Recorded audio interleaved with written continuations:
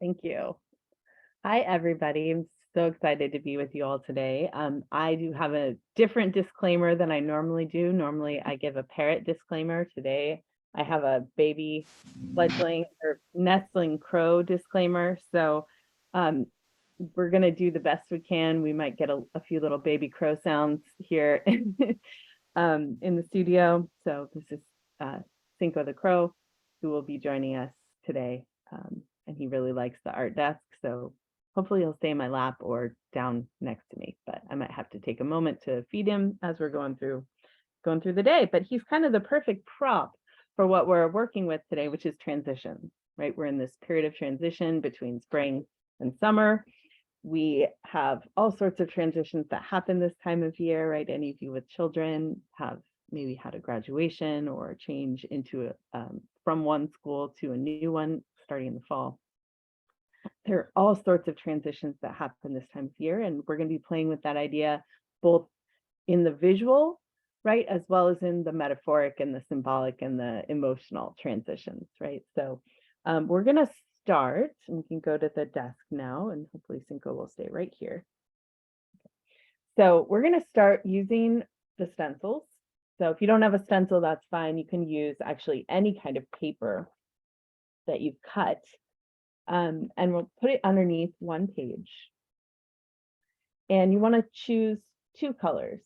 Now you can decide to choose two colors that kind of blend from one to the other, or a lighter and darker version of the same color. I think I'm going to do something that's going to stand out a little bit more. So I have two crayons here. I've got my stencil underneath one page.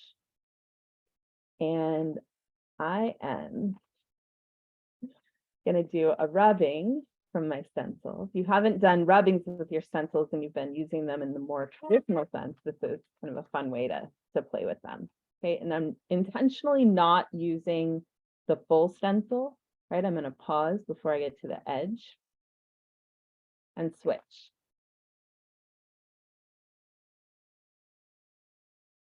Right, so we've got this transition from one color to another using the same stencil. And this is something we don't think about a lot, right? A lot of times we will use one color with the stencil and just use the stencil one time, but it can be really fun to play with this idea of how do I keep going, right? Extending my stencil beyond the size that it is to fill the whole page. And using multiple colors with the same stencil. So I have a little bit of an advantage here in that this light is very bright. Thank you, ArtSnacks. I got this light from you all like 1 billion years ago when there were lights in the shop. And it's so great because it has a little USB plug-in and works really nicely on my studio desk. But it also enables me to see through the page to see where to line the stencil up. Okay, so then I have this transition from one color to another in the stencil. And then thinking about, okay, so what else can I do with that idea, right? So I can transition from something structured using the stencil and using kind of a geometric pattern with the stencil to doing something completely unstructured, like scribbling. Can't get much more unstructured than scribbling, right? It just feels good. You can't really plan it out. In fact, I don't know if you've noticed this, but when you try to plan your scribble, it tends to not look right, right? First of all, it doesn't feel very good. It feels very constricted. And then it doesn't look as satisfying as like a really good scribble. So if you haven't given yourself permission to do that, go for it. Make the most messy scribble that you possibly can. In fact, it really feels good to scribble when you almost might rip through the paper, right? That level of intensity with your scribbling. Okay, so I've got my two different scribbles here. I've got my more structured side here, and I'm just going to brush a little bit of this extra wax off this page. And since we're transitioning from one season of Art Journal Snacks towards the next one, I'm going to put a little bit of Art Journal Snacks tape on this page. thinking about all of those transitions. For those of you that have been with us since the first box, I wonder what's changed in your art journaling practice from winter to spring, and as we head towards summer. I wonder what's changed. You could let us know in the chat if you would like to pause and type. Okay, so the next thing we'll do is add a little bit of resist to this. So I'm actually going to start with the sprays, with the mixed media sprays. One of the colors that I got was Bordeaux. So we'll spray a little bit of that to make a really nice resist in here with the green and the blue. So just spraying the spray in first, and then I'm going to use a water brush and move that around. So changing, kind of transitioning the state of the mixed media spray from a spray to more of a watercolor-like effect. Now I've got this change from one media to a next.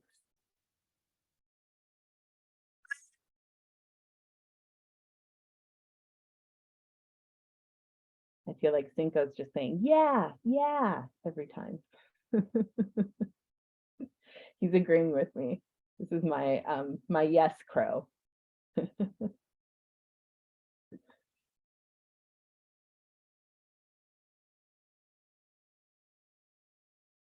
All right. So I think the next thing that I want to add on this is something in a yellow. So I've got some yellow watercolors here. Add a little bit of that in. Again, kind of getting a different kind of a resist. The colors here, now that I'm working on it, are starting to make me think of like a garden, right? This stencil is almost like the lattice work in a garden. It's interesting, and maybe some of you have noticed this with the stencils, depending on the color that you use and the media that you use, you can get a completely different feel from them, right? All these spring colors that I'm using right now give this lattice stencil more of a garden feel. But you could see that this, you could do something like very geometric and really kind of hard edged with it as well, depending on how you use it. So our materials, our art materials, have transitions in them as well. Okay.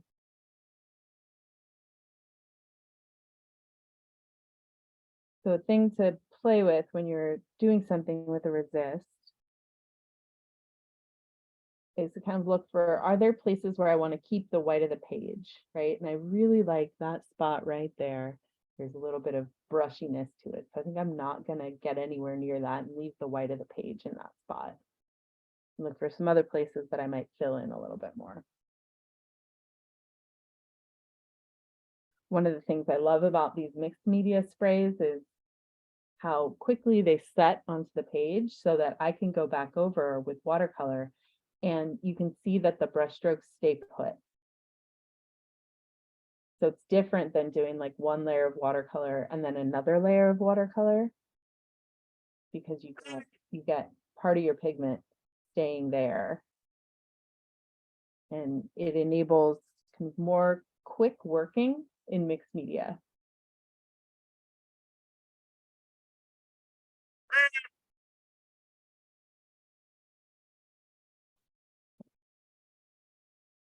So a little bit more that I will add. This is with the plum chester.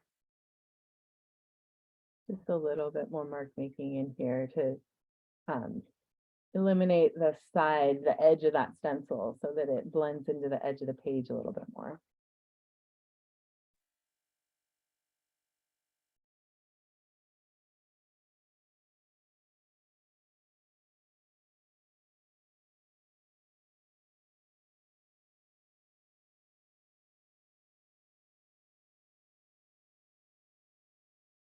And since we were talking about it, this I think would be a nice place to do a little bit of thinking about how has your journaling practice changed? So when I think about Art Journal Snacks and how my journaling practice has changed,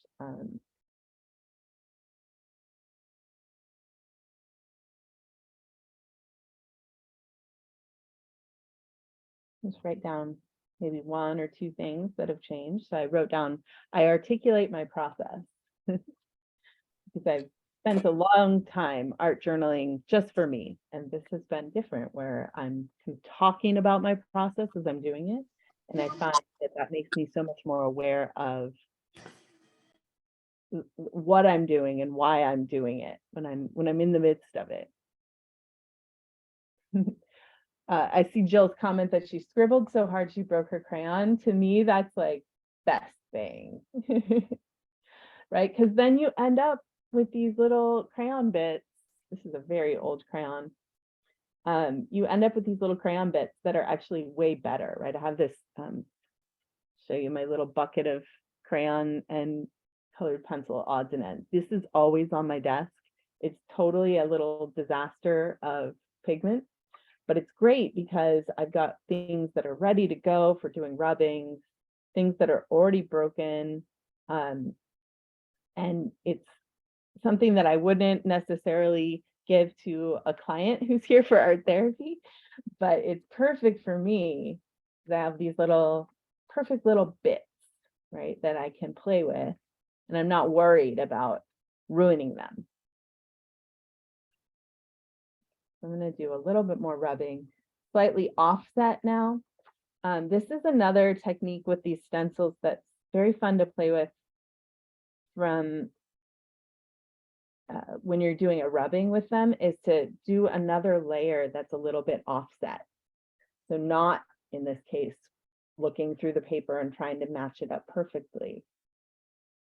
And it gives almost like those 3D glasses, right? Something a little different.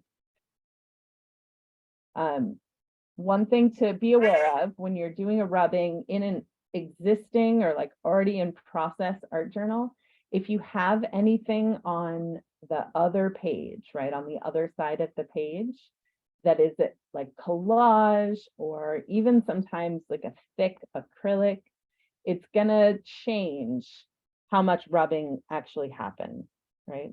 Oh, this is very cool.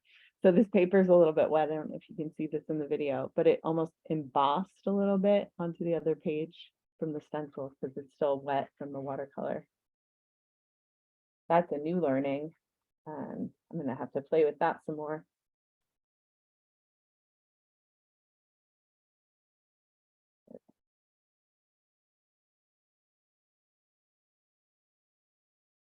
So I articulate process. That's a thing about my journaling that has changed over this time. And the thing that I'm looking at now with this is just that I've got a little bit of black up here with the Art Journal Snacks logo, and everything else is pretty light. So I could imagine coming back to this page and maybe doing maybe a line drawing of a flower or something spring-like here on one of these pages, something to be a central focus that would pull in a little bit more of this black so that it doesn't look quite so, see it right now, it just kind of, your eye just goes right there. I want to make the eye move around this page a little bit more. So I'll have to think about what to do with that. So I'm going to set that one aside for the moment. And let's see. I wanted to show one other way of doing that.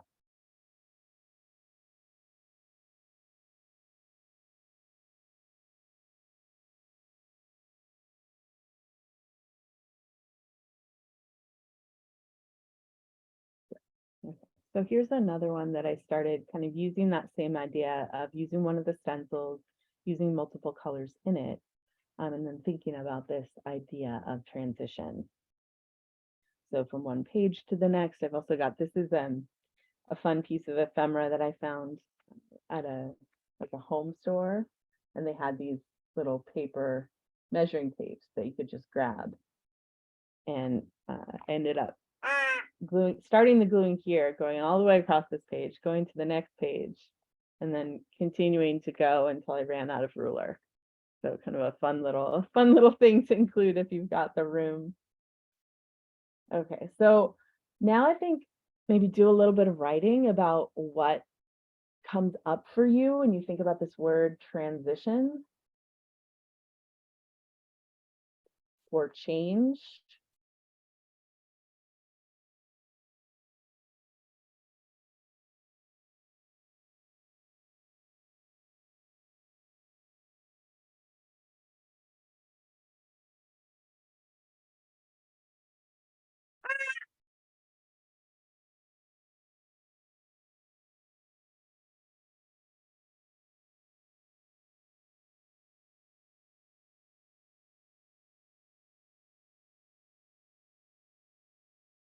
Okay, so I wrote transition or change is so interesting because it can be beautiful. It can also break your heart. So thinking about how we sit with these ideas of transitions, right? What happens for us, what comes up for us when we're in a state of transition. And art materials are beautiful ways to explore all of the complex stuff that comes up around transition. Looking my little stack of stuff here. There it is.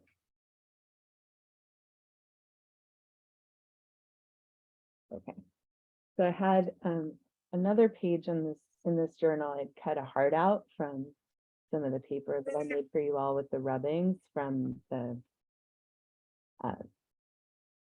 textile blocks. They're wood carved textile blocks, and I had saved this part because I liked it so much, just where I'd cut out that other heart on this page here. This is from the day that I brought Cinco home. So I wanted to use this heart again, and there's something about the negative space. I know that if you're a watercolor snacks person, we've also been talking about negative space there, but working with the leftovers, right? The stuff that's left over from cutting other things out. I've talked about this before about what bits of ephemera to hang on to and what things to let go of. And if it's something like this, like the leftover from a heart or cutting out another recognizable shape, often I'll save it on my desk for a little while and see if I can find a home for it. So I'm glad I saved this because this is kind of a lovely little home for this.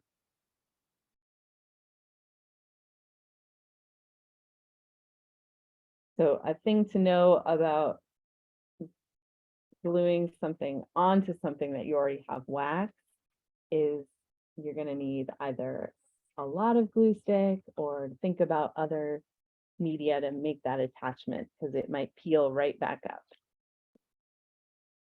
And then this is another thing that I saved from this week. This was from like a pain salve that you put on that has like arnica in it and some other things. Came in like an outdoor hiking subscription box that I have, but I thought this was such a funny little thing on the edge of the box. Destiny has brought us together at last. So sometimes the change or the transition is a moment of joy and feels like destiny and like, oh, what a great change this is that we want to mark and celebrate it. So I thought this little bit was worth saving when I was throwing the little box away. Right, Tinkle? He agrees.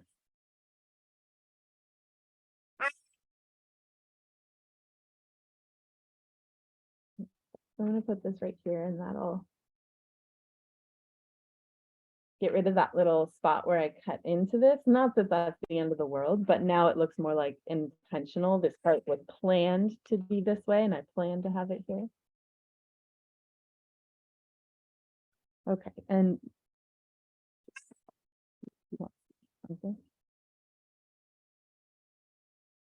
so looking at what else wants to go on this page, I definitely want to play some with resist.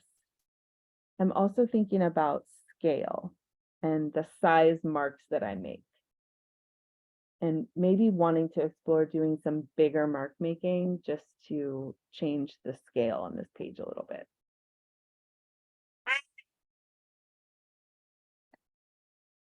So my favorite things that crows do is talk with their mouths full. They don't know that it's not rude. There's an adult crow that I feed who puts like 6 peanuts in his mouth, in his beak, and then tries to make a caw sound. And I tell him that his beak is full and he can't do that, but he does it anyway. And it's like muffled by a bunch of peanuts. It's pretty funny. So I know I said I was going to make big marks, but this is also really satisfying. And it's kind of replicating the inch measure marks down here. So maybe I'll do a little bit more of this and then do some bigger marks.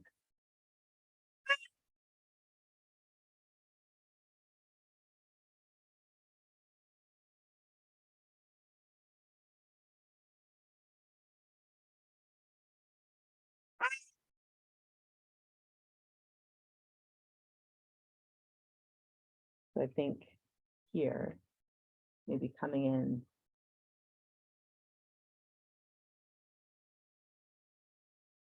this is solid.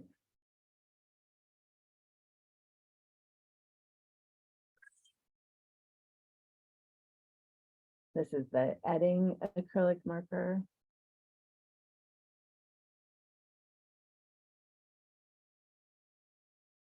One thing I love about this marker is it just feels very substantial when you hold it. Heavy.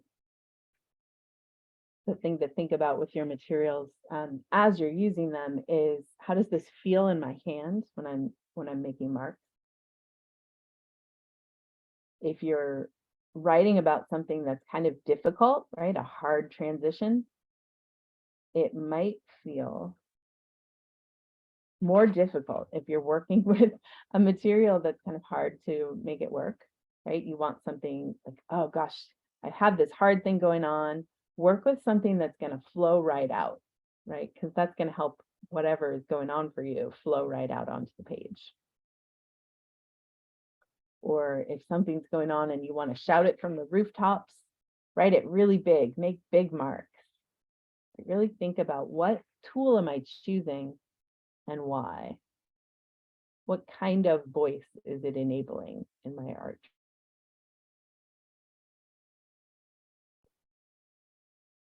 A bit more gray over here.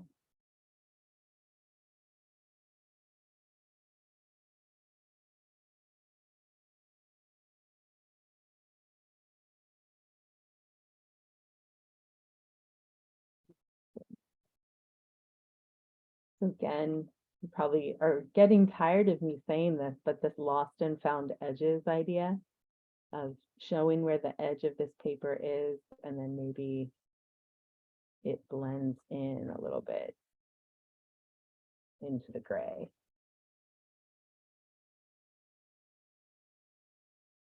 And then emerges again.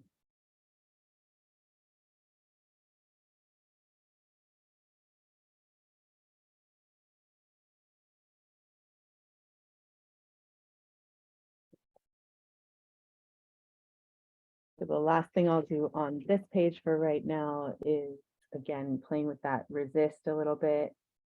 I've got blue pigment on here and red on the page, so I'm going to go back in with some red watercolor.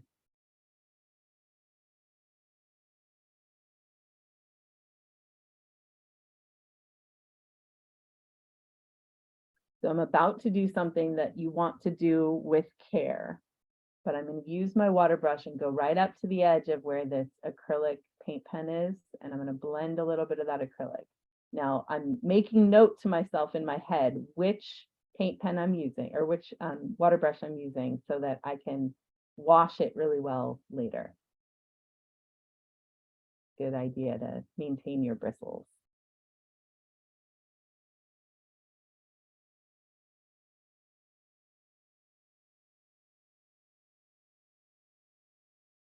See how that started to blend the gray down into the rest of the page.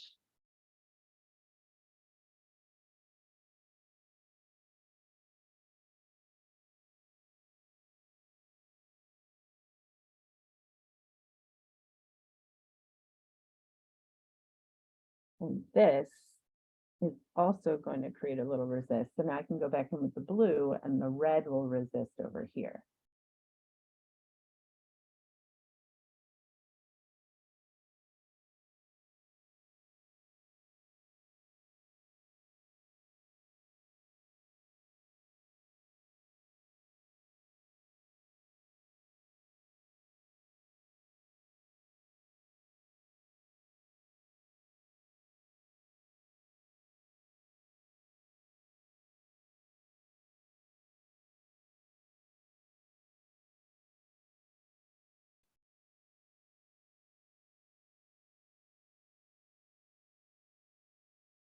So once you have your page towards complete, go back and reread what you wrote and see if there are words that you want to accentuate or make stronger, or also words you might want to obscure. So if you wrote something and then you feel like, ooh, gosh, I don't know if I want that visible on the page, go ahead and paint it over, right? Or cover it over, hide it. You know it's there. It was part of your process of creating this page, but it doesn't need to be visible to everybody, right? It might just be just for you. Or there might be parts of it that you want to focus your attention on, right? Maybe you wrote a lot and part of what you said, you really want to remember, you want to call out to yourself or accentuate. And so the part that I want to accentuate here is not the heartbreak part, but this part, the be beautiful. I'm going to go over that with some yellow.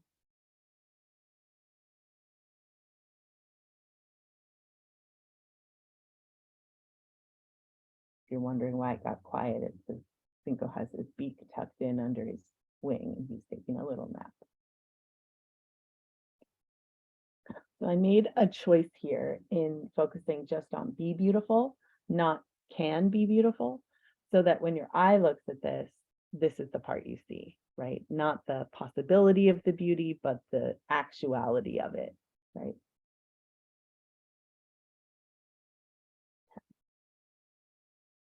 So before I turn the page, I always like to do one last scan and say, is there anything else I want to do on this page right now before I let it rest? I think I'll let this one rest for the time being. A little wax paper. And put it in here. All right. So another transition that we can think about is a life transition of some kind. So some kind of important life transition, a birthday, an anniversary, something else that is fun and exciting. One of those life transitions that you want to celebrate in your art journal. So I have one. It was my birthday this week. So I wanted to do a page about birthdays, and this might be your birthday or someone else's birthday. Or you could think about another life event that you wanted to celebrate and make a page about. And part of why I wanted to do this is because this I found. So along the shoreline where I walk every morning after I paddle, thank you. Thank you for the happy birthday messages. I found this piece of watercolor paper. And it had a painting on the other side and a little happy birthday message. But this was very obviously like the back side where someone had just kind of wiped their brush off. It was kind of a hastily made birthday card that then got left on the beach.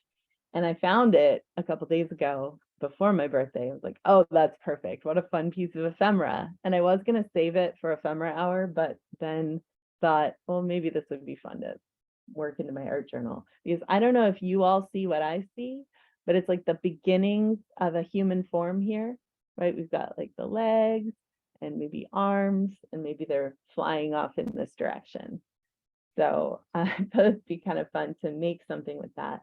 And I also saved some scraps of wrapping paper from my birthday present. So, and Cinco was one of my birthday presents, from the universe. Found him a couple days before my birthday. So we'll hold off on our little flying figure here. And who doesn't want to fly for their birthday, right? And I'm gonna put some of this fun wrapping paper. It's my art journal. I really, I've always saved wrapping paper for using in my art or my art journals. My sister-in-law have that in common. She saves the wrapping paper to reuse. She makes everybody pull their presents open very carefully, and then she peels the tape off and she reuses the paper. And I'm kind of battling with her to reuse the paper for art. So I get all the wrinkled stuff, which is great. That works well for me. It's actually kind of fun to wrinkle it up on purpose and then add other pigments on top that kind of play up those wrinkles. I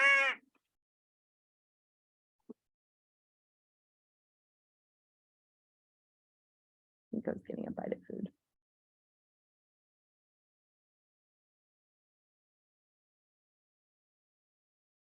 It's really funny. He takes 4 bites at a time, almost universally. All right.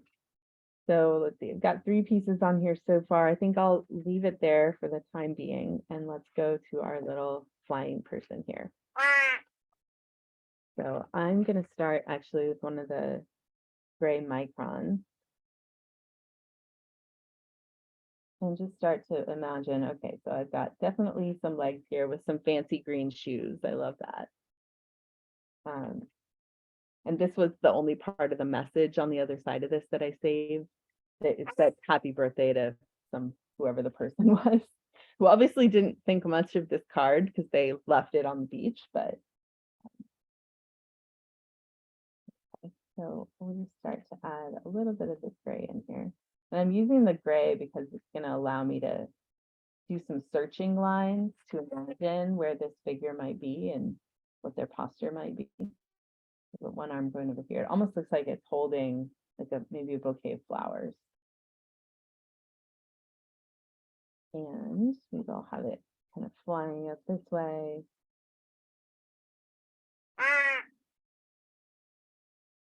Shoulder. And maybe this arm can be reaching forward.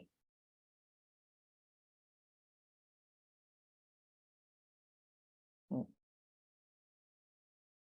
So that gives us a little bit of a start. And I'm going to begin with just a little bit of white pigment into this, which will give me a little bit better sense of where this figure is. I can keep adding to it.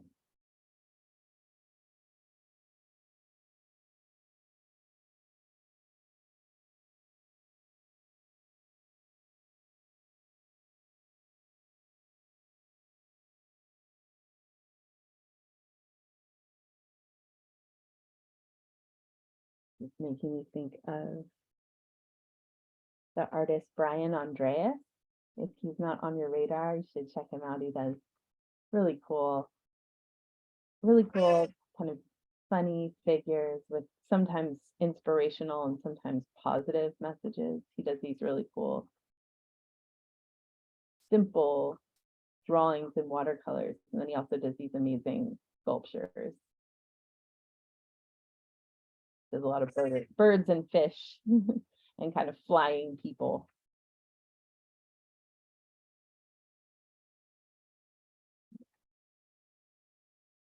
So, what is it, Cinco?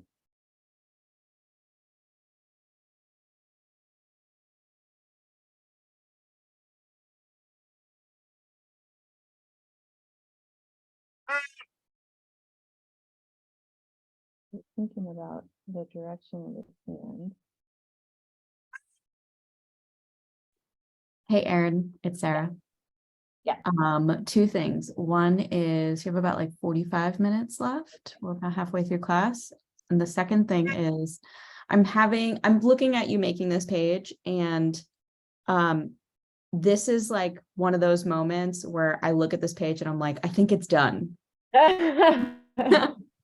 I'm like having the moment, like this feels so illustrative and expressive that I'm just thinking like, if you add anything else, it's not going to look the same. And sometimes that's good. Of course, sometimes there's hesitancy to that, but you know how I feel about when Yes. I'm piecing a page together and I'm like, is it done? I think it's done. So But your page, obviously, but I'm looking at this and it's amazing. no, I think it's a really, really good point, because here's the thing that can happen, right? When I was putting the white in, originally I was thinking, oh, cool. So I'll add some white in over where like the head and the arm are reaching off to, and then I'll go back in and add more detail. And then I was like, nope, because first of all, this is like a kind of whimsical proportions with this figure, right? It's kind of flying out of nowhere. And I don't think it needs features in the face, and I don't think we need to know what this arm is reaching off to. I'm just going to add just a couple things in here to kind of say, like, yes, this is a bouquet of flowers that this hand is holding.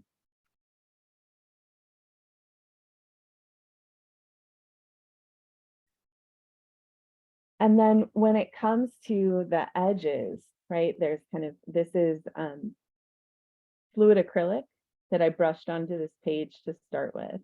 And then there's a bit of the white of the page.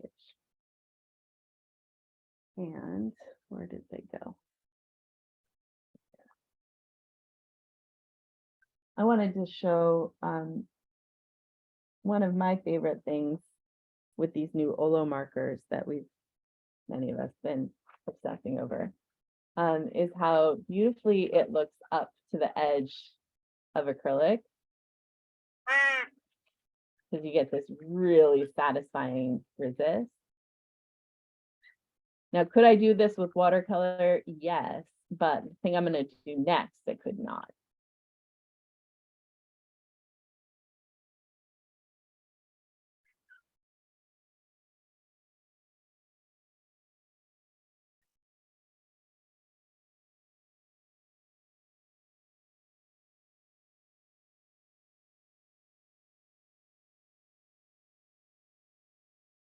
So I'm going to take a little bit of another color with the brush side.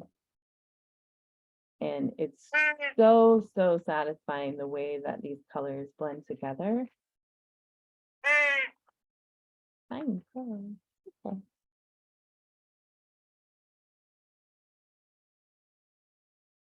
Erin, we got a question in the chat. I've had a lot of my alcohol pens bleed through.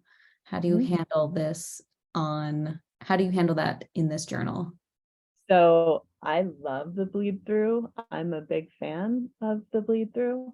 If you don't want that to happen, there's a couple things you can do. You can onlay paper, right? Or you can kind of plan things out saying, I'm going to use alcohol markers on one page. The next page, I'm going to do collage, so it doesn't matter. Another thing you can do is like a clear gesso, right? You can paint your pages with a clear gesso or with a watercolor gesso or something else that's going to add a little bit of coating to your page before you use the alcohol markers. But my suggestion to you is to kind of go with what bleeds through, because sometimes it'll do something to the next page that ends up being really interesting. Right, so this other page here, yeah, this is starting to bleed through up here, but it's just adding like a color onto this page, so it's fine. If you really don't want that to happen, then you think about your pages a little more strategically. But I think you all know me by now that I'm a bit more of a let's just see what happens. This is part of the fun of art materials. Okay, so I think the only thing I'm going to do to this page to kind of finish it off to my eyes is to help this pink stay on the page a little bit. Just with a little bit of blue wax crayon. And see how that just, again, just so simple, but helps the page feel complete. Got a little, it's like framing your art. Okay? It also shows me where I can trim.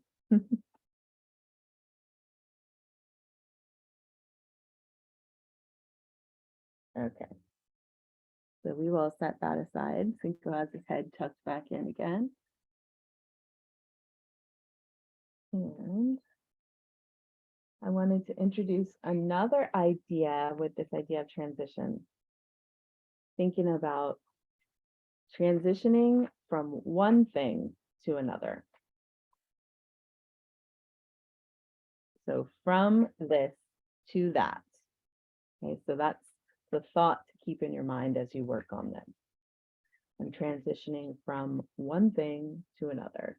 And you can think about that emotionally, you can think about that in your life, you can think about that in your work, you can think about that seasonally.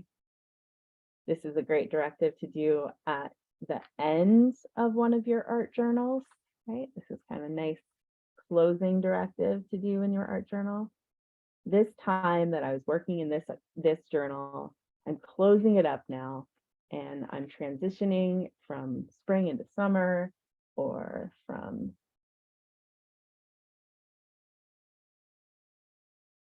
one way of thinking to another way of thinking, whatever feels real and true for you.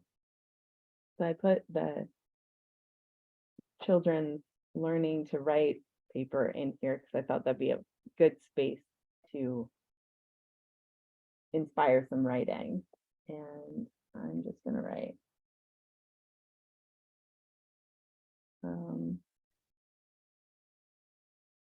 kind of childlike cursive. So from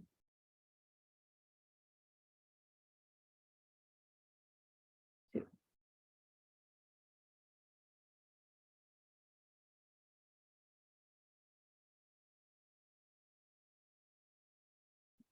And so I would encourage you to do some writing about that, thinking about what's one thing you're transitioning from and what are you transitioning to. Did a couple funny little ephemera bits that I thought would be fun to incorporate in on this page. Some of them are very specific transitions. This was a little card that came with my new phone.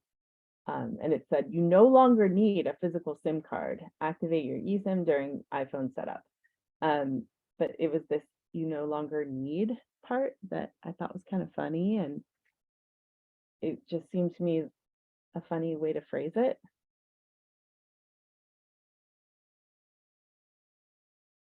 And I'm just going to use just those words. But maybe I'll leave the little wireless symbol too.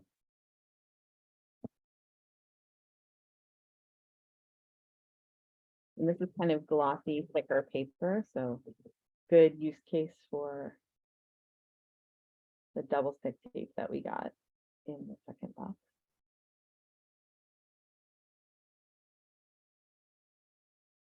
And again, if you haven't explored this yet, if you end up with double stick tape that goes beyond the edge of your paper, if the paper is strong enough, you can just rub that sticky part away.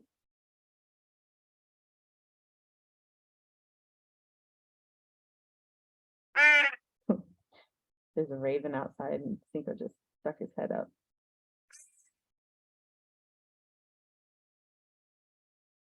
Okay. You no longer need. Put that right here on this edge to kind of ground this page.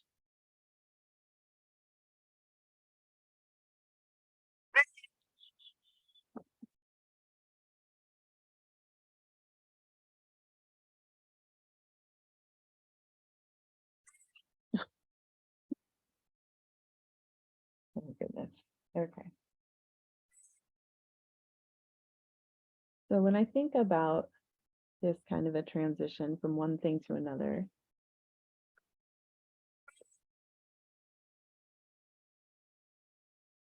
and many of you have seen me do this a lot of different times in my art journal for different reasons, but I'm going to trace my hand here into this page. And I'm using gray because I don't want it to stand out too much. I just want it to be a guide. Add more pigment too.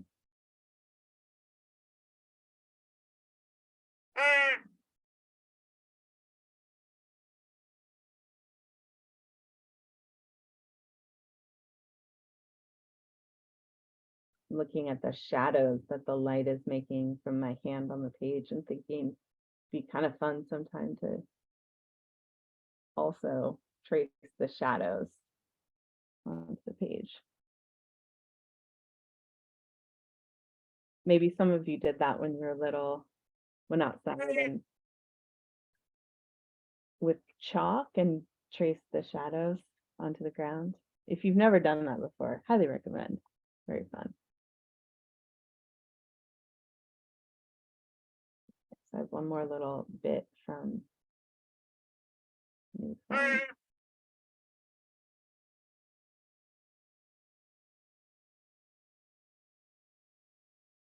So as we often say when we talk about ephemera, everything can be ephemera, even little packaging bits. Okay, other thing I wanted to add onto this page was from one of the labels that we got in this times box. And I was thinking that this snow-covered mountain after this very cold spring that we've had here and a very cold winter, this would be a good thing to add on this page, because I'm hoping that we're transitioning into better, more California weather. Okay. So I kind of like that the tree there turns into the bottom part of the F of the from. And yes, I'm saving the rest of that label because I love the text on that label, like formed out of little log illustrations. So that'll come in handy for something, I'm sure. And so will the apple.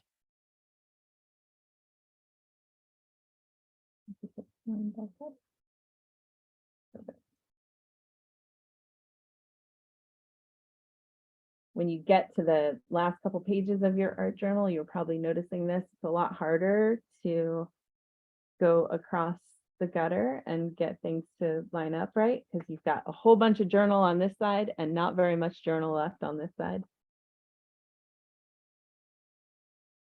I'm just going to fold down a little bit. Okay, so this part right here, I think I want to cut away. Put my hand back in there for a second.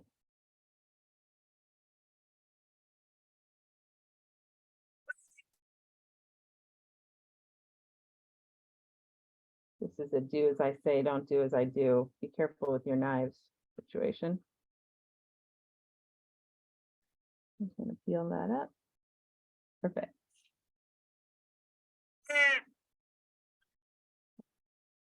And I will add bottom part of this back in.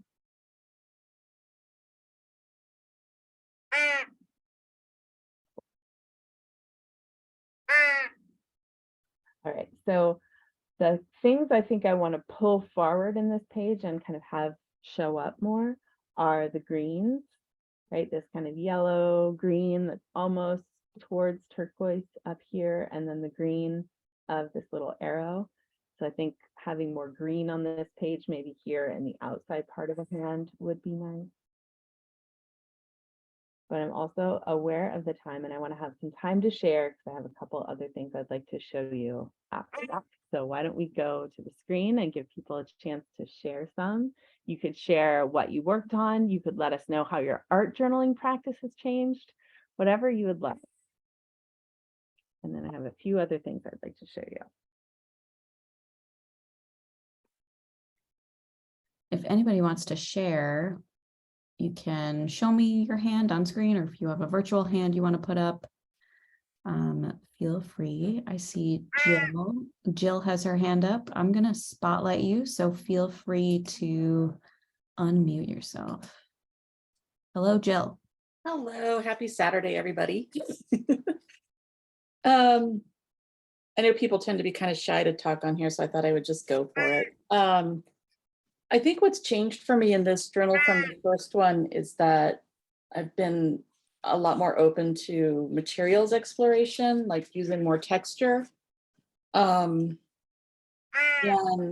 finding things like glitter glue to kind of play with Mm. stuff.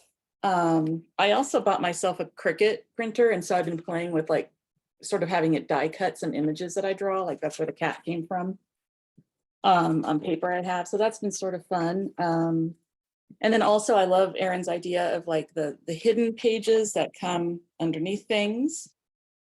I traveled out to the Utah desert and saw this really great exhibit out there. So we were literally in the middle of nowhere and it was very hot and I got a sunburn. So that stuff's sort of fun too. And then I also love I always forget to do extra mark making. So thank you for reminding of that. And then this is what I did today on the transitions. I know it's mirrored, but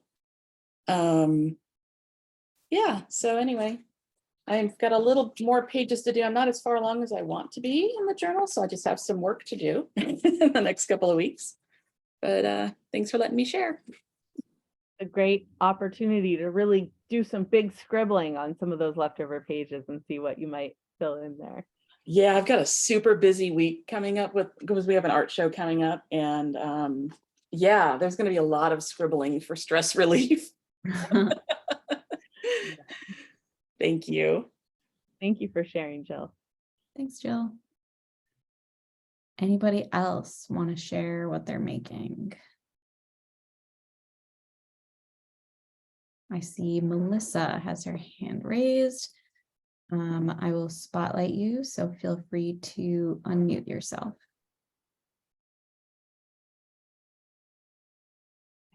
Hi, I had to unmute myself. I had a lot of fun with this.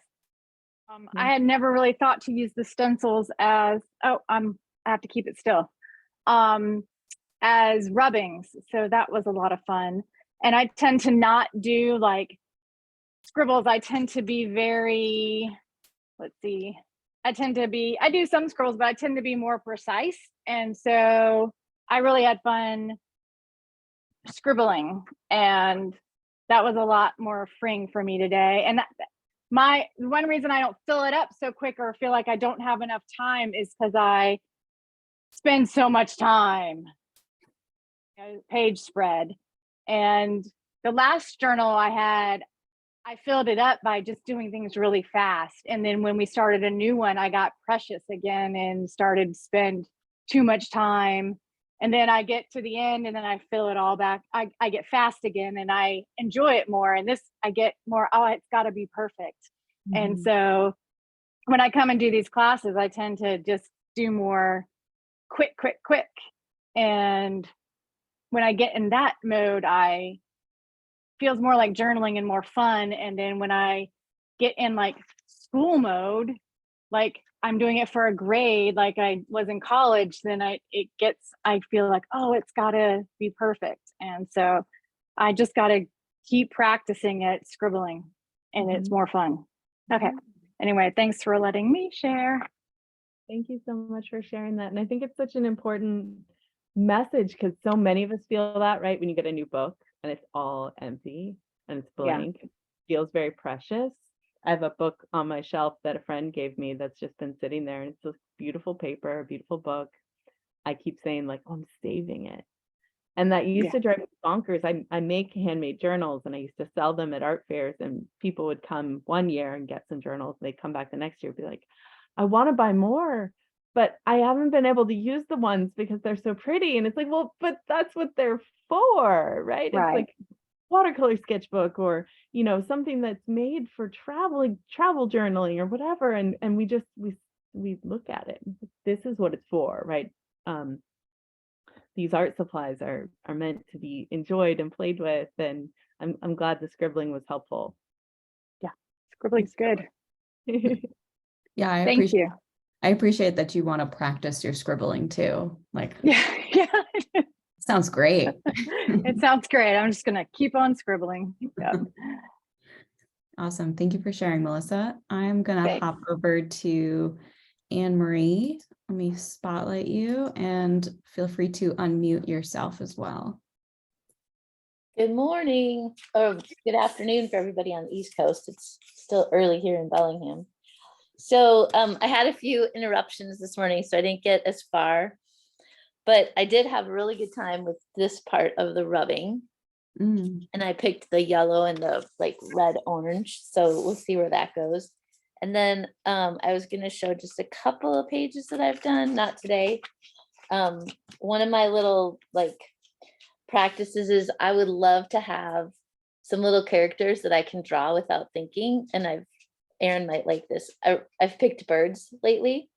And so I did all this green, and then I started putting my birds on here. Ooh, cute. So fun.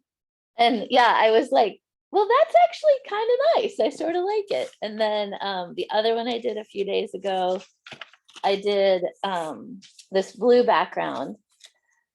And then I took with all of Erin's coaching and ideas and everything like that. I put packing tape on wax paper and I drew my turtle. And then I peeled the tape off and put it over my blue. Very cool. And that was pretty fun. I wish that the way that like you lose the face because of, the scribble up here, but it was still a cool experiment and it turned out more fun, or not necessarily more fun than I thought of, but it just turned out to be very fun. And so those would be sort of examples of like what's different. I don't think I would have thought, I don't know that I ever would have thought of wax paper, and I have a ton of fun with the wax paper now. And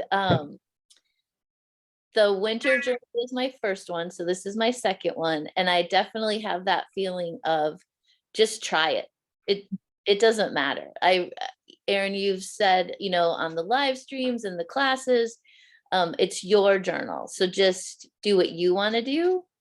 And that has definitely taken off. So thank you and have a great weekend. Thank you so much for sharing. And what a powerful message, right? Like, it's your journal. I'm not pumping myself up by saying that. I'm just saying, like, hearing that, right? Hearing that in your own voice when you're working in your journal is also really important, right? Like reminding yourself of those things. This is my journal. I can do whatever I want in here. If I don't want to show anybody, I don't have to. And if I want to show everybody, I can do that. We all need to be more like Cinco and just make our loud calls. Anybody else want to share? Cinco, do you have something to share? What are you journaling down there, Cinco? We have about 30 minutes left. So Erin, if you want to hop back in and show us some stuff, I will spotlight the studio desk. Okay, so carry on. I wanted to share with you, this is a journal that's the size and specs of the ArtJournalSnacks journal, but this was pre ArtJournalSnacks existing. This was when we were testing out this journal to see how it would work. And I wanted to share it today because today I finally used a piece of ephemera that's been sitting on my desk. This is a label from some purple asparagus, which, first of all, like, if there's purple food, you should eat it just because it's purple, right? Like, how cool. Purple asparagus. If you haven't tried it, it's really good. I think we're past the season, but earmark it for yourself for next year. But I love this label because of how it worked. So instead of having the little blue rubber bands that normally come around asparagus, this had the rubber band built onto the tag, and then it had a purple state of California. So, and it says grown in California, that's me. I've been other places in between, but I was grown here. So it's just been sitting here on my light, kind of hung on one of the hooks on my light for a while because I was trying to figure out what to do with it. And today I had the thought of like, oh, I could glue it onto the front of this journal and then leave the rubber band part. And then I put a brad on the back. And that is now how this journal will stay closed. So I was very pleased with myself about that. And I wanted to share a couple of things from this book, because this book has been the one that's kind of evolved alongside all of the other ArtJournalSnacks journals. So some of you have seen some of these things from the live stream. Some of the live stream things have happened here. There's some pages that are still to be finished, like this one. Don't know what it's going to be yet. It wants to be something, but it doesn't quite know what yet. This one feels pretty done. It's a big explosion of color here. This one, maybe you remember seeing from very early on. It got a little bit more mark making. So a couple more pages. I wanted to show this one because this is from way back in the fall, thinking about this art journaling practice and what we might do.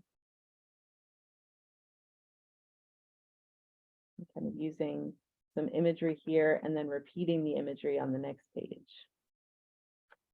Sarah, no loves this page with the flip of the hands. I'm still very satisfied with that page. I want to play with that idea some more. Some other things. And then I wanted to come to this page to kind of close today because one of the other things that we can think about when we think about metaphoric transitions and then how we might use our process in an art journal to transition is to transition existing text into personal text, right? So something that already exists in the world and then you make it your own. And that's what we do very often when we're collaging in our journals.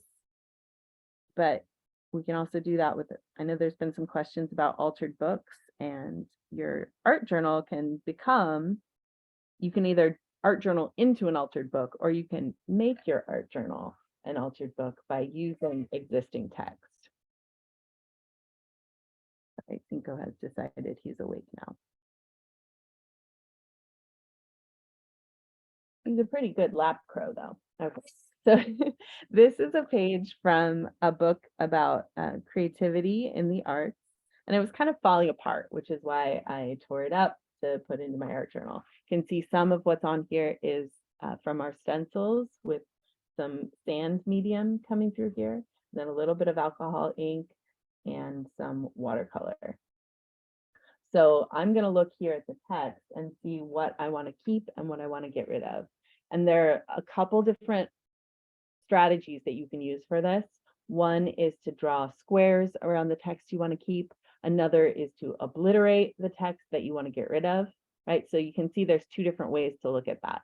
Do I want to hunt for what I want to save, or do I want to eliminate what I don't want? And those two approaches feel different when you're doing the mark making. And you can also think about whether you are highlighting or eliminating, right? So you could go through with a light marker and highlight, like almost, you could actually use a highlighter and highlight the parts you want to keep, or you can use something more opaque or something dark and eliminate what you want to get rid of. So I think I'm kind of going back and forth on this in my head, but I think because this big paint pen feels so satisfying in my hands, I'm actually going to use this. And my strategy for doing this is to kind of go through and I do a first pass.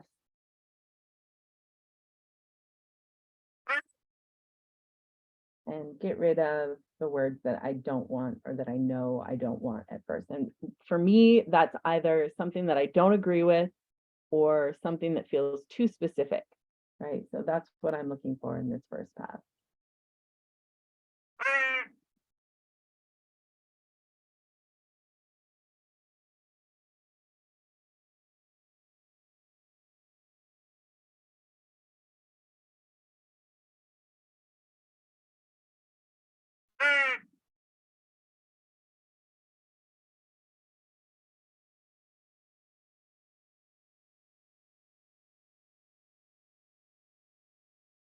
So this is about research. So it's got a lot of stuff specific to the research. So I'm just kind of going through and taking out the stuff that doesn't feel relevant.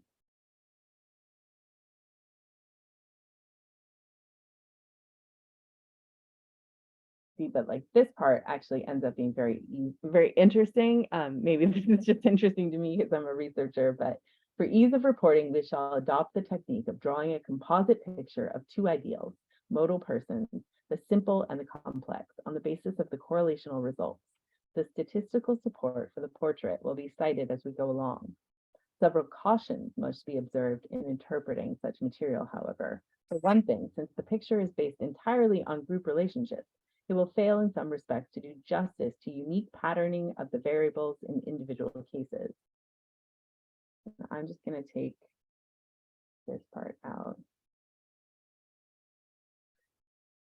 So I really like the rest of it. So I'm going to put a box around that part.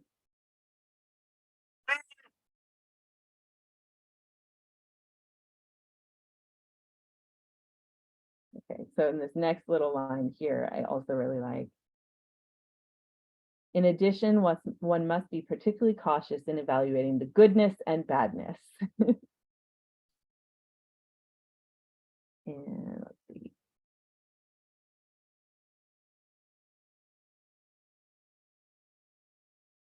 And then I'm going to take out the little footnote here.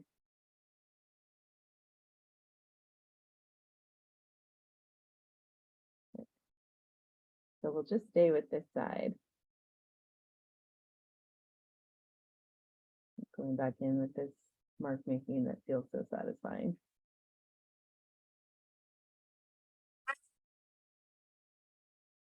Okay. You can kind of, you can keep going with it, but I'm just going to stick to this half of the page for right now. And I might go on to the other page eventually. Okay.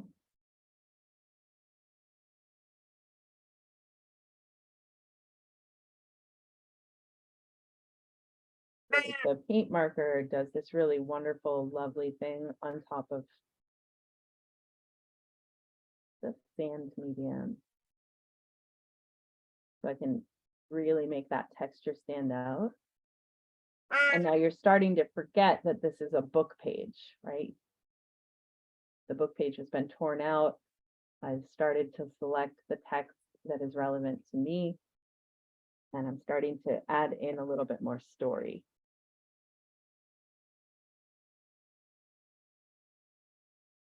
Use another pink pen here. When you're eliminating existing text, you have to remember that if it's a printed book, there's going to be a tiny, tiny, tiny bit of embossing. Even if it's not a letterpress book, you're still going to see a little bit of that text.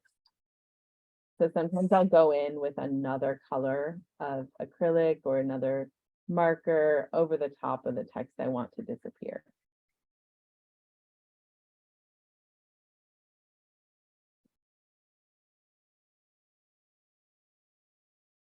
And then you just have to decide, like, what do I want to do with this other page? I really like the text that I've selected over here. And maybe I just want to obliterate this side entirely, just make it go away. Or maybe it wants to be the background for some other kind of thing. Looking for what I have on my desk that's kind of in the right colors, and this is kind of perfect. So this is leftovers from this is watercolor and acrylic ink on paper with both salt and plastic wrap, and it's just the right colors. So I can add this in, and I'll let just a little bit of the text peek through. So I'm not going to cover it entirely, but have just enough of the text peeking through so that you know the page continues. I want to keep that text up there.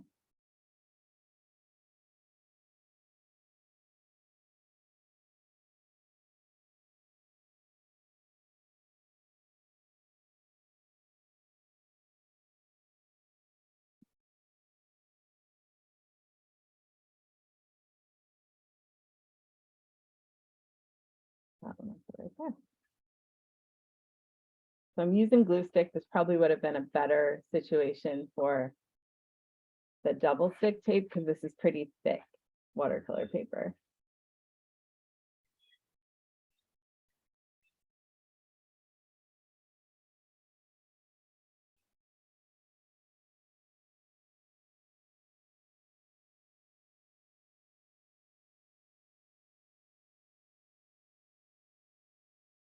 Okay.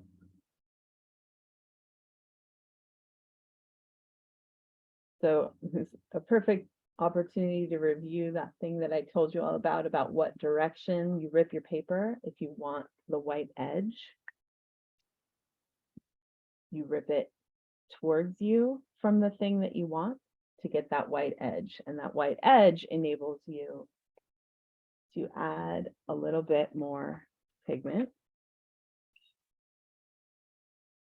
and to blend this piece into the rest of the page.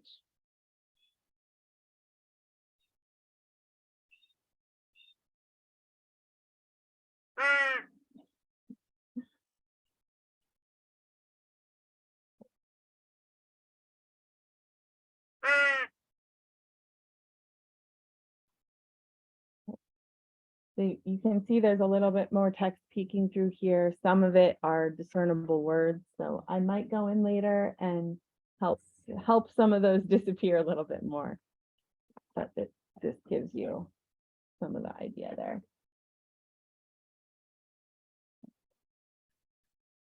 Since I flipped over this page, these two pages kind of go together very nicely. This has some collage with stencil and the never dull rubbing, a little bit of extra text, and some marbled paper. If there's anything else in there, let me just show you. Oh, here was another page from the fall, right? So a list about what fall is like that I did at the transition from fall to winter. You might do this directive now at our transition from spring into summer of like, what is fall about? So what is spring about in the close of your spring book, and then what is summer about in the beginning of your summer book. So just a few pages left to go in this one. The attachment, rubber band there. That works very nicely.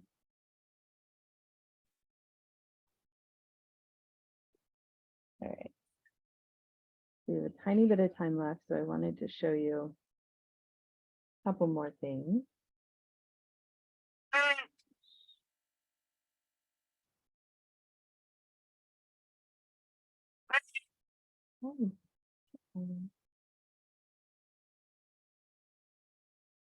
So here's another example of doing that text. This one was preserving the text, but you can see that this is a lot lighter, so you can still read it a little bit.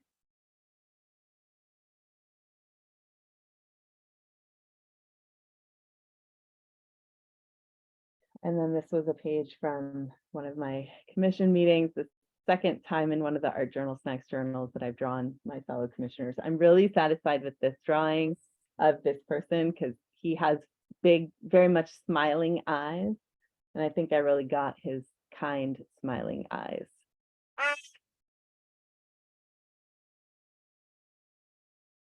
This was kind of journaling about some frustration that we showed up, and once we got to the in-person meeting, they told us there'd been a COVID exposure in the building. I feel like it would have been something that would be nice to tell us before we got there. Okay. So this page, probably familiar from the live streams. This is a page that I just haven't quite finished yet. It's got a spot ready to go for some writing, but I just haven't quite figured out what I want to say there. So, one of the things I really want to make sure that you all feel comfortable doing is going back and forth in your journals and not having it completely planned out, like start to finish, that you have to finish the page today, right? Or that you have to finish it in one sitting. It's okay that sometimes pages sit undone as you continue to work through the journal. It's different than travel journaling or bullet journaling in some ways, in that it doesn't have a set timeline, right? This page started with a drawing that my niece did of, this is her mermaid. She had the book upside down. So the Little Mermaid is upside down. So that's her mermaid drawing. And this was waves, she said. And then I added the arrow to tell us that we knew that the page was upside down. And added some more watercolor to it. But it just, sat unfinished for quite a while. Same with this page. I feel like this is one of those pages that Sarah and I might have conversations about whether it's done or whether it should, whether it needs to just be what it is. I'm still thinking about it. I think that page could continue on. I don't know if it's done. Maybe something right here where my hand is. Maybe some text or something really like textured. Mm-hmm. It's a good spread though. It's a very good spread. So here's one of the things I was talking about with bleed through. This Mm. is, I've really put a whole lot of wet medium into this, and it bleeds through. This is the very center of the book, and it bleeds through where the stitches are. I love this. This is like my aesthetic candy. I really love what that brings, because I didn't plan to have orange on this page, and yet here it is. Especially up here. And you can see I took a white pen and just kind of did some little marks that are similar to that stitches. Okay. What other? Yeah, more, this is more wrapping paper that has become something. This is a page again that's like kind of, maybe it's done. It's got a lot of texture in it, but I'm not totally sure if I'm going to leave it or let it be. Ditto here. This page I had planned on putting something more here, but I love the textures that are happening on this page so much that I don't want to ruin it with something else. Like I could go in and put maybe some little tiny writing down here, maybe with one of those gray microns that we got. But I also just really like this page, how it is. And here, both of these pages I had actually planned on using during our World Collage Day and like adding a collage element onto them. But I ended up just liking the sequence going from this tolerate me page to this, that I don't want to touch it, because I really like the way that those 3 pages go together. You've got a little bit of texture here from the wax paper into this page. And into this page. It's just feels very emotionally satisfying to look at that progression, and then to turn onto, oh look, a crow. Crows everywhere. All right. So this book, you can see it's almost full, it's almost done. This is my auxiliary spring book, my second spring book, just a few pages to go. The last page that I've prepared in this, which is the second to last page in the book, this is some leftovers from the weaving that I really liked that I didn't end up weaving into anything. So I thought they would be a fun place to do some writing and then some art making on this side. So that is to come. I'll probably do it in a live stream on Mix. Why don't we see if there are any follow-up questions or anything else that anyone wants to share or questions you want to ask? Feel free to raise your hand, raise your virtual hand. I can spotlight you.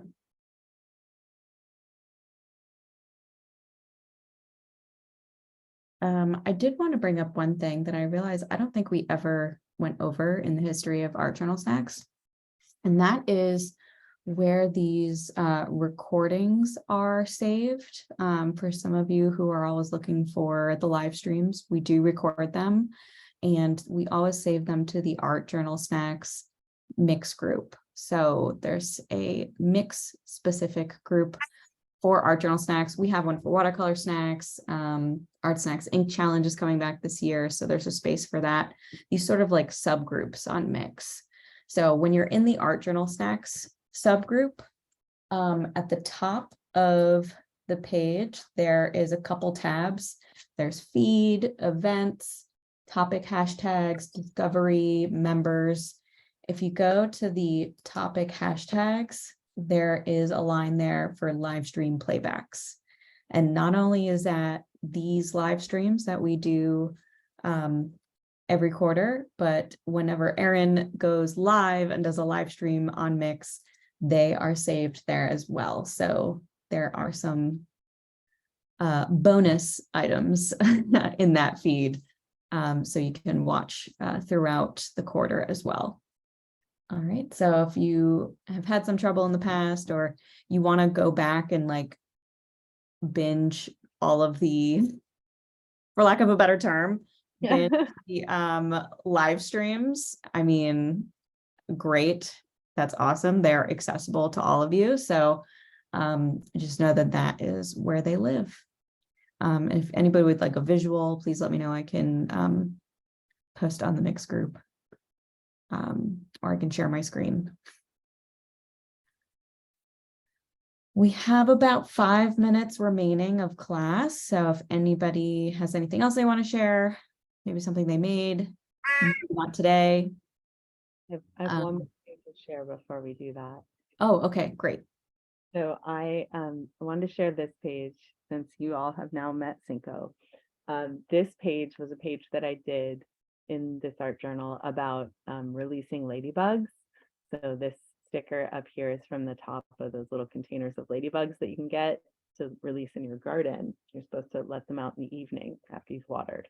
And I found this from something else that said nature needs heroes. And I'd already put this black tissue paper onto this page with some ultra matte medium. Also, please note the scribbles and the sewing into the art journal here. So this black tissue was extending off the side of this page, and I just had it loose. And then I was in an online art session for the graphic medicine community, and I had wrapped this black paper around to the other page, and look what it turned into. Oh. Like a perfect little crow head. Did not plan that, but I did it on the first day that Cinco was here. So this perfect little crow, I didn't do anything to this. I didn't touch it. It just happened this way. So what a fun reason to be a little bit messy with your art materials. Let things go from one page to the next, because you never know when just the perfect thing might happen. So I have my little Cinco crow head there, and I had found this text a couple days before he came home that said "in good company." So it's like, well, that's perfect. And then this coffee sticker, but I made it say "feed," because this is a note to my family when I was leaving in the morning of how to feed him and to not introduce the dog to him yet. So Very cool. We do have a question in the chat that is unrelated, but before we get to that, I want to ask if anybody else wants to share what they made today. Doesn't know how to raise her hand, but would like to share. Cindy, you are welcome to share. I'm going to spotlight you, so feel free to unmute yourself. Okay, can y'all hear me? Yes, we can hear you. It's a new thing for me, and I don't know how to raise my hand. I was looking and I can't see it, but That's okay. So this is very hard for me. I have a social anxiety. This is very hard for me. So this, I can see it. Yeah, we can see it. Let me see if I turn. No, that's works. Okay, so yeah. I was trying to do, you know, what you did here, and I did it really structured. And then scribbling is very hard for me because I do like really detailed ink. And so doing the opposite, that's one of the things I've been trying to learn how to do. So I didn't have my glasses on when I started doing this. And then, so I discovered that I was actually using watercolor crayons. So then it started to get messy when I thought I was using something like oil-based. So anyway, I put the little thing about math. You can't read, but it was from a math book that you put in, and I put it in there. I put it on this page because math to me is like the total opposite of this. You know, it's very, you know, it's very concrete, and this is all scribbly and expressive. So that's what I was doing. I don't know if that's done or not. And then This was my more of a change page. Hmm. There's a, you know, I don't know if you can see what, I think it's reversed. I don't think you can see what it reads. It says change is inevitable. It's optional. And it's just a quote. And I have all of this little random stuff here. Is stuff from mostly from a note that I found in my mother. My in-laws both died not terribly long ago. And in the process of cleaning out their house, I have acquired a ton of stuff. And so this was pieces of a note that I found where she said, "We love you, Mimi and Doug." And so I kind of chopped it up and put it on there. So anyway, that's it. That's what I've been doing. Thank you for sharing, Sophie. And it seems like the materials kind of knew what she needed, right? The materials were like, oh, she doesn't have her glasses on. Perfect. Let's be water-based. So she has to be more messy. Yeah. It was like the art being the medicine for you. That's great. And great combination Yes. too between the math and the scribble, right? Yeah. So some of you may have gotten in the last ephemera pack some math equations, and it is just like a fun combo to think about how that goes with the more expressive stuff. Great, thank you. Yes. Yeah, thanks, Cindy. Thanks for being brave. Awesome. So we're technically at time right now, but if you'd like to stay on, Erin, are you comfortable sharing how Cinco came into your life? Sure, we can do that. We have some curious friends here. You all can be in the crow inner circle. So here's Cinco. He just ate a bunch while Cindy was talking, so he's tired. He's got his wings stretched out. So I feed a flock of crows, and I've been feeding them for years. And they have babies, and a couple days ago, I feed them in the mornings after I paddle. A couple days ago, I saw a big uproar with the crows and some ravens and some seagulls. Like, ooh, I don't know what's going on, but they came back and I kept feeding them. And then the next day, I saw him in the parking lot, cold and still, and couldn't stand up. And there was a crow standing guard. So I went over, and that crow kind of backed up, and I scooped him up and I put him inside my jacket. And I was telling Sarah that I went to the grocery store to buy baby food to feed him, but I didn't know if he was gonna live. But I'm in the grocery store with him inside my jacket with my arm cupped like underneath the bottom layer of my jacket and with a bulge in there. So as I'm like going through the store, I ran into a couple the security guard a couple of times. I was like, oh my gosh, she's gonna think that I'm stealing. Here I am with a wild crow, baby crow inside the grocery store. Probably that's not allowed. But we made it, got through the grocery store, and his little feet curled around my fingers while we were in there. So I was like, okay, I think he's gonna be all right. So he's been here since the 28th. And he's doing pretty darn well. It's, dicey, so you never know he's a nestling, not a fledgling, so he's very, very small. So we'll see. Hopefully all goes well, and I'm super curious, very sweet. He meditated with me yesterday. So, and then I'll hold him close because we don't often get to see baby crows, but you can see his eyes are like the most amazing blue.